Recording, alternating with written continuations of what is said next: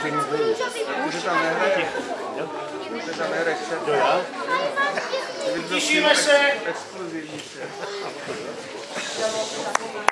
Začněte tleskat, ať už můžou začít. Děcka, tleskejte.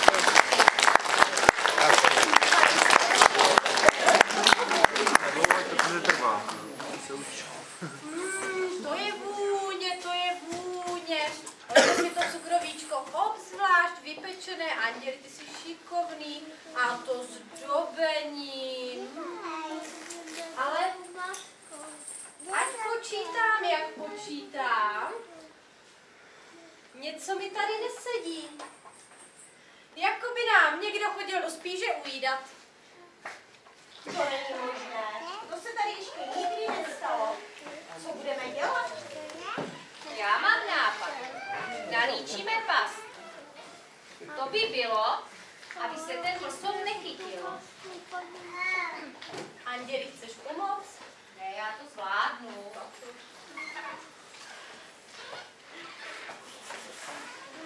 A je to šikulka. To je krásný. Ten 2, 3, 4, 5, 6, 10, no, kousku.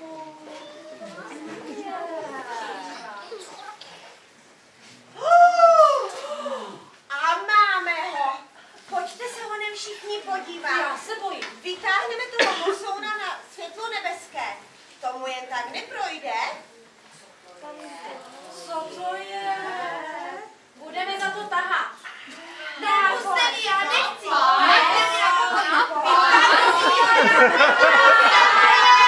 Co to takový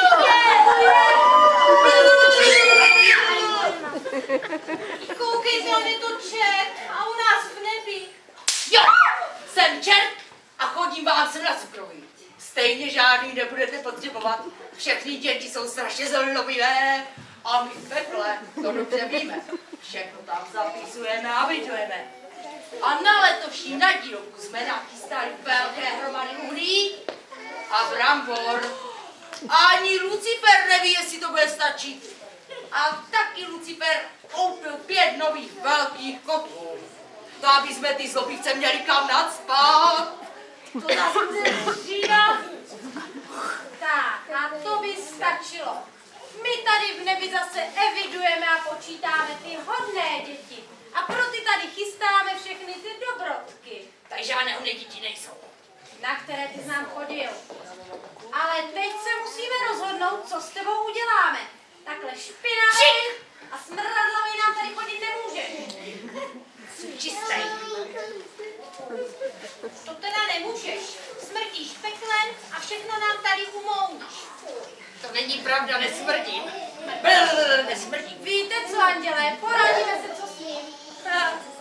Jenom ať se klidně poradí. Já jim zatím teču. Pěkně jim zrhnu. Ať si to tady dělají sami. Kolik tady dost. Pojď sem. A teď ještě hutý. A je rozhodnuto. Mlsný čert bude učesán, namydlen, umyt, převléknout a svoje mlsání a zlobení si tady u nás v nebi pěkně odpracuje. Ne, já se vrátím do pekla. Ne. Jo, dám mi pěknou teploučku. A nikdo mi neutravuje žádný mytím a česání. zůstaň tady s námi. Vodička je teplá. Houbu, hřeben a dáme tě do pořádku. Auto bolí, trocha bolí, nezabíráš, nevymodáš, jak dlouho ses nemil? Auto bolí,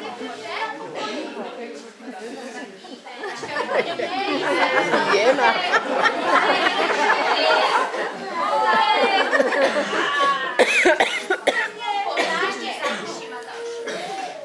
Takhle to nepůjde. Já už mám houbu úplně zničenou a na Čertíkovi to nejde vůbec poznat. Musím si vzít kartáč. To je nápad a pořádám pláč. Pořádně bolí. A nechty, fuj. Tak to už nejde, jak bych neviděl. Už je to trošku lepší, ale ještě.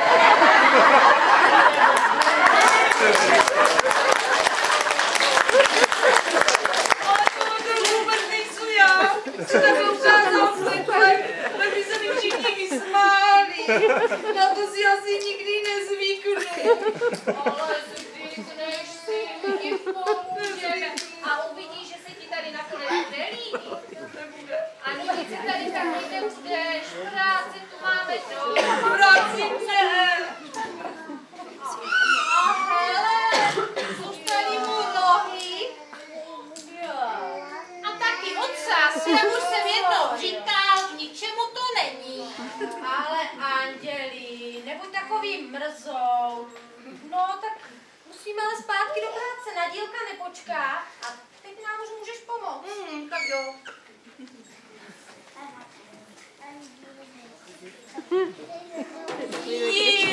To je ale krásné cukroví. Takový pekle nemáme, já ti ho pomůžu upít, jo?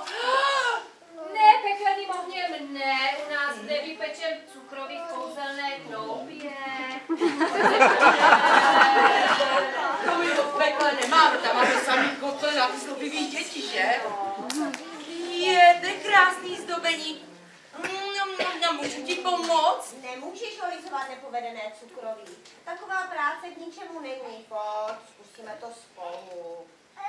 Já jsem vám to říkal, k ničemu to není. Andělku, spadla ti políčka, já ti ju najdu a podám.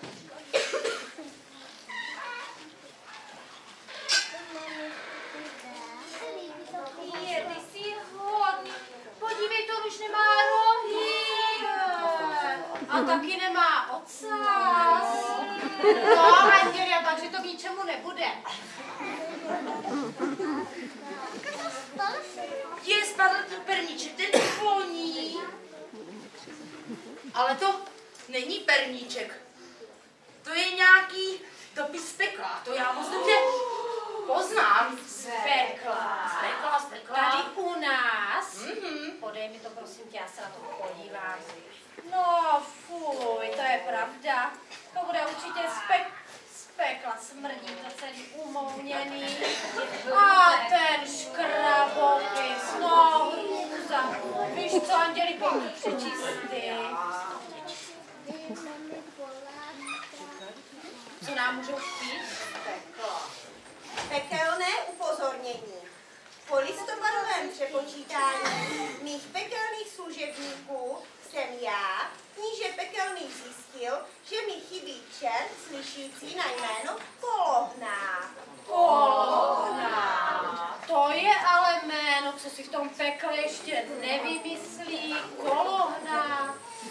Zvláštní znamení. Hledaný čert je velice mlsný. Pokud jste Kolohnáka někde zahlédli, či se s ním dokonce bavili, přivolejte nejbližšího čerta s voláním, čert, aby to spravil. Takový slova tady u nás. A podejte mu podrobné informace o zatoulaném čertovi.